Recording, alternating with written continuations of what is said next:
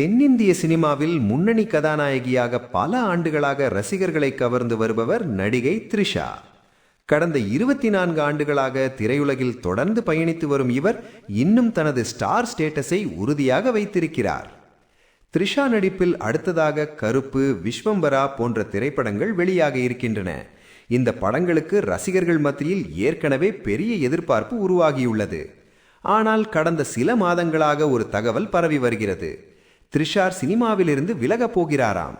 இதற்கான காரணமாக இந்த படங்களுக்கு பிறகு அவர் எந்த புதிய படத்திலும் ஒப்பந்தமாகாதது கூறப்படுகிறது. இதனால் அவர் சினிமா பயணத்தை முடிக்க முடிவு செய்து விட்டாரா என்ற கேள்வி எழுந்துள்ளது. இந்த நிலையில் நடிகரும் தயாரிப்பாளருமான சித்ரா லக்ஷ்மணன் தனது யூடியூப் சேனலில் இது குறித்து பேசியுள்ளார். அவர் கூறியதாவது, த்ரிஷா சினிமாவை விட்டு விலகுவது உண்மைதான் என்கிறார்.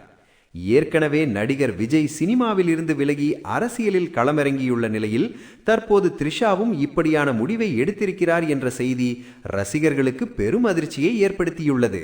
இனி உண்மை என்ன? த்ரிஷா உண்மையிலேயே விலகப் போகிறாரா அல்லது இது ஒரு வதந்தியா என்பதற்கு அதிகாரப்பூர்வ அறிவிப்பை ரசிகர்கள் காத்திருக்கின்றனர்.